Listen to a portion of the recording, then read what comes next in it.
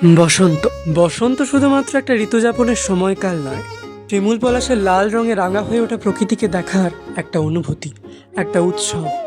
শুধুমাত্র শিমুল পলাশই নয়, তার সাথে কম্পিটিটর হিসাবে বোগেনভেলিয়াও কিন্তু কম যায় না। আর এই বসন্ত উৎসবে প্রকৃতিকে মাতাতে অজি সিঙ্গার কোকিল তো আছেই, তার সাথে আরও নানা রকম পাখিরা। এখন মন খারাপ হলেই একটা গাছ কিনে এনে লাগাই, তাতে মনটা একটু হালকা হয়। এই স্ট্রবেরি গাছটা এই শীতকালে এনে লাগিয়েছিলাম। গাছটার দাম নিয়েছিল মাত্র 40 টাকা। একটু ভয়ই লেগেছিল, কে জানে ফল হবে কিনা। কিন্তু আমাকে অবাক করে গাছটাতে শীতকালে প্রায় প্রচুর ফল এসেছিল। কিন্তু সেগুলো কোনো ক্লিপিংস আমি নিয়ে রাখিনি, ছবি তুলেছিলাম। তারপর গাছটার বড় বড় পাতাগুলো আস্তে আস্তে ঝরে যাচ্ছিল।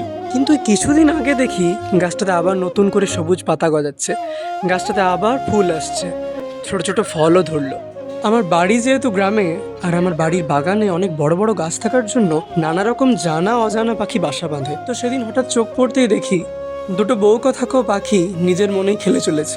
প্রকৃতিকে দেখতে কার না ভালো লাগে বলুন। কিছুক্ষণ দেখার পর সেটা ক্যামেরা বন্দি করি। সেই ছোট ছোট মুহূর্তগুলো আপনাদের সবার সাথে শেয়ার করলাম।